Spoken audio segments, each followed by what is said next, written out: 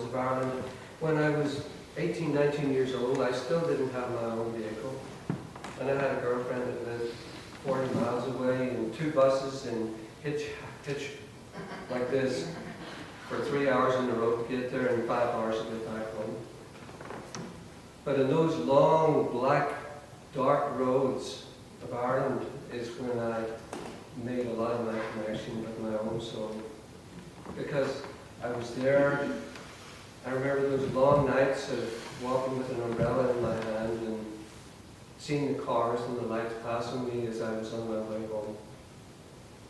It let me feel what was inside of me, because I would just express all of my feelings and thoughts, no one around.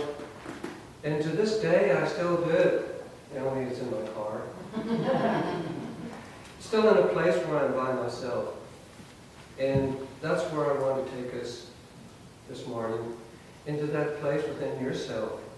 That if you look back over your life and you see moments and periods of time when you connected deeply within yourself. You know, there's times that we intellectually feel in touch, but when we connect that intellectual part with our heart center and it lines up, and you know that those places, you look back and they stand out on the calendar. You can tell exactly where you were, how old you were, because you had an experience that you know will never leave you. You'll never forget it. And I wrote a piece of music. It's called Longings of the Deep. And it represents those years when I felt I don't even know what I'm trying to express. And there's times that we feel that. We don't have the English to express what we feel deep within ourselves. And that's what I felt during that period of time. Longings of the deep. Those deep parts within you that it takes us something to jar us out of our normal, everyday living. And I think that's what's going on in the world right now. As uncomfortable as it is, and as, for some people, how repulsive it is, there's one thing that we know is going to come out of this, in that it's shaking the very foundation of what's going on. And it's causing us to think. But we have to bring ourselves back, because it's so easy to get way out here into the fear of all of the rest of it, and to realize what has brought us to this place is still here. It's within us, and it'll never leave. Outside circumstances should not and don't control us. And if they do, we need to look at that and see why they do. Because our life and who we are is centered right in here. And I love that picture that's on the wall. I love the connection, because it lets us see the strength that's coming down into this heart, this whole being that we are. Without further ado, I just wanted to take a minute or two. I want to play the music to you, because as you listen to this music, I want to hope that it will line you up with something that's within your own soul that speaks to you, so that we can unify as a group this morning in this oneness. So let me play this for you, please. Longings of the Deep.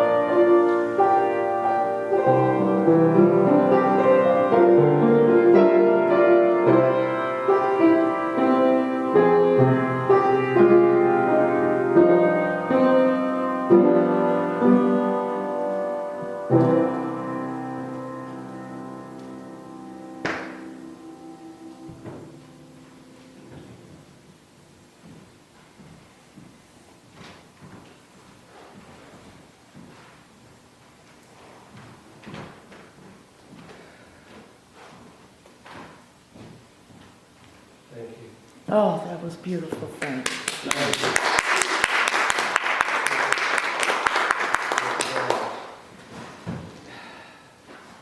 And now I want to tell you a little story, change the vibration just a little bit. There's these two little boys in Ireland, about 6 and 10 years old, in a little village, and the mother's been having a hard time. They've been really, really testing her, pushing her to the limit. And you can just imagine this little village, and she just can't take it anymore. And she was running to the priest, and she says, Father O'Reilly, you've got to talk to Matthias. Please, take a little time and talk to me. He said, well, what's going on? He says, I think I've been stealing and doing a bunch of stuff. And he says, well, you send the oldest boy around, and I'll talk to him. So she sends him around, and he comes into the church, and his name is George. And the priest says, George, I want you to sit down right here. You and I are going to have a talk, because there's a lot of things that your mother's been telling me. It's very upsetting. And he says, I want you to know that you're being watched. And he said, the little boy, he said, George, where is God? And the little boy, he was taking deep breaths and breathing deeply, and he just couldn't say anything. And the priest said to him again, George, I'm talking to you. Where is God? And the little boy couldn't take it anymore. He ran out of the church, and of course, little small towns. He runs back into the house. He runs into the bedroom where his younger brother is, and he closes the door. And he says, Jimmy, we're in trouble. And he says, what do you mean? He says, no, I mean, we're in really serious trouble. And he says, what's going on? He says, God's missing and we're getting the blame for it.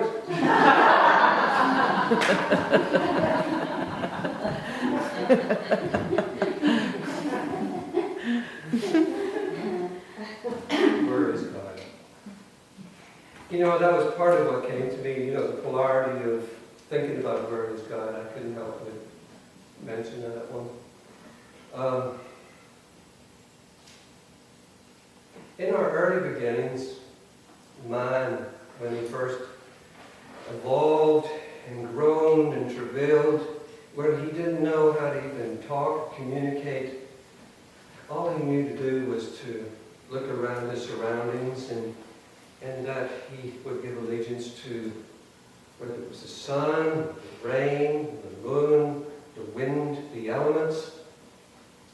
These are the early things, because that's all we could feel, was that there's something greater than what we can feel or understand. And so our allegiance has taken all this evolution, all this time period coming throughout history. Because even then, we could never put a face on God. It was just simply energy. And throughout the generations, as we started to more civilize, if you want to put it that way, we began to put a face, a persona, what we could relate to. And we have great examples. Buddha, Jesus. We have all of these wonderful examples, and we now largely give our allegiance, that which we did in the past, we give our allegiance to these great ones. And rightly so. But as we look at these individuals, or at least the Master Jesus, growing up in a Christian church and a Christian community, I was reading the Bible a lot in those days. I don't read it as much now.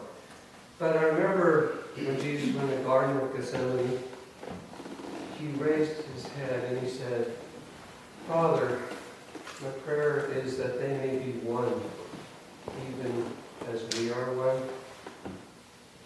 And so this gives us indications that we are to have this relationship that requires us to go beyond the boundaries of a lot of times what we feel our limitation is. And we do feel our limitations. And that's what a lot of times when we get into our problems. Because we look so much at what we can't do rather than what we can do. And that's why when I keep looking at that picture of that soul image of we see that it's like an umbilical cord that's connected, that we are one. And it's that realization of that oneness to that presence, and how much we're able to bring that into our consciousness. And defeating nature is so important. Do you remember when Louise Hay, I was thinking about it as I was sitting in front there, Louise Hay brought in great, wonderful affirmations. And we can say these affirmations. Can you just picture the first week of it, look in the mirror and say, I am a child of God, and I am very strong, and I can do anything. Yeah, right. So we can say the words, it's like saying the Lord's Prayer, but we understand energetically until we get to a place where we can say that with feeling. And where does that feeling come from? It comes from a belief where you start to nourish something that's within you. You gradually build that foundation to where 3 months later, I am that I am. I am a living soul. I have this living Christ, this energy within me. And that doesn't come overnight, because what happens is when we feel ourselves expanding to beyond that, we grow out of this little state that we have. And it's uncomfortable. Quite often it's hard to stay there, to maintain that vibration, and we quickly move back in. And that's nature. It's meant to happen. The difference is how long we stay there. How long do we stay in that place? I mean, you can look back, when you get knocked on your back, maybe it was for a year, 2 years, or maybe it was 5, 10 years. We felt like we stayed in the same place. And the whole challenge is to be able to come back, to understand energetically what's happening, to be able to recognize when the energy shifts and what made it shift. I got to thinking about the terminology of being a child of God. That's a wonderful thing. You said, I am a child of God. But on the earth plane, we have a family. When you are a child within a family, you've got a father and a mother. There's great comfort in that, because you don't have to worry about where your meals are coming from. You don't worry where the money's coming from, the roof is over your head. That's a very good relationship, because that's where you're meant to be. But what happens? That child, as he continues to grow into a young man, the parents, their objectivity is that that child who is totally dependent upon them starts to grow. And they love him or her to the point that they say, okay, it's time. You're going to be moving on now. It's time. You're going to get up and you're going to walk. So sometimes the feeling of being a child of God doesn't feel the same, because we are to become young men and young women. And, Apostle Paul said, he says, when I was a child, I spake as a child, I acted as a child. But when I became older, I put away childish things. And so there's a challenge for us. And that challenge is to realize that this soul that's within us is growing. And how does that happen? This is what I want to talk about when I said about the feeling. Because when I look back on those times of being that aloneness, it's when there's no one can say anything that will help. When you stand in that place by yourself, and you stand in that energy, and you can feel that soul, and maybe it's painful, maybe we're crying, because maybe we've heard bad news, whether it's about ourselves or someone else. It's those times that we feel that touch of that inner part of ourselves that we would love to be able to say, oh God, I just love to stay in this place, because you know it's a right place to be. But with all the distractions that we have, the next day or after that, it kind of dissipates and the energy fades away. And it's like people in meditation, those of us maybe want to recreate something that happened in meditation. We want to kick back to it. But we say, well, how did you get there in the first place? So that's what I want to ask you this morning. When you look back on those experiences, what are the qualities, what are the ingredients that brought that connection about? And if you can look at those ingredients, then with deliberation, you can quickly go back to that same area and recreate it. Just like an actor, when he steps on the stage, when he knows that he recreates an environment to bring about that emotion. We can do the same thing in our life.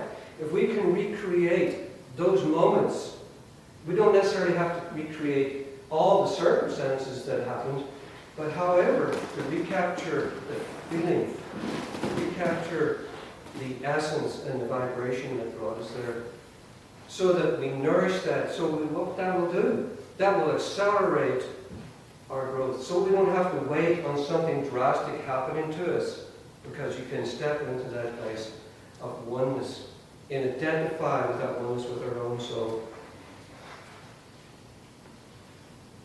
Can we all relate to that this morning? As I look around, we all relate to those times, the precious times. Times that we're challenged to our core. And we feel in them, we get to the point of weakness. It's just we feel so weak within ourselves. But it's in that weakness that you touch something within your own spirit. And when you touch that something within your own spirit, you feel this strength and this peace that comes with it.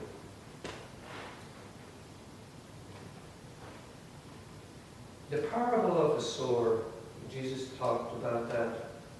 When he said a sower went forth to sow, when he threw the seed out, some fell on stony ground, and then the sun came up. There's all these different types of grounds where the seed would never germinate and bring forth life. But you know, there were two qualities that Jesus said in the ground that would bring forth fruit. Good and honest heart. Goodness, when you feel that goodness within you, that's one. But you also feel the honesty within your heart, that's two. What does that mean to be honest? I'm not talking about the honesty where you go over and say, I'm just going to tell that person how I feel. I'm going to rip their head off, right? That's not the sort of honesty. I'm talking about the honesty that says, I know what went wrong. I've been thinking about this person, and I've been so convinced, and I've convinced myself so much that it's really not my fault. But when you go into, you allow yourself then, you just feel it, stepping back, and you allow yourself to come into that place within yourself to say, oh, I can see, I know, I see what I did. And we're able to go into that place. It's even greater, we have the opportunity to share it with the other person, because the power that comes out of that honesty, the power that comes out of that sincerity is amazing. And that's the sort of soul quality that we're talking about. And when you stand in that place and you align that goodness, the goodness of heart, the honesty, then you know that you're moving forward. And so, this is what I say this morning. God is within each and every one of you, and every one of us. And we lose track of that because when the things happen, we're quickly to put ourselves down, and then we have to recover. And it's the time space, it's that time that it takes to get from when we've had a lesson to learn, and there's nothing wrong with the lesson, we're all here to learn. But it's the time that it takes before you get to there and you get back on the horse. That is the integral part in order to shorten the space, to be able to recoup that time, to realize what has happened, step into that place of honesty, and don't overbeat yourself with it. You know, we used to have those parents where they beat themselves like this here, and until they say, okay, that's enough.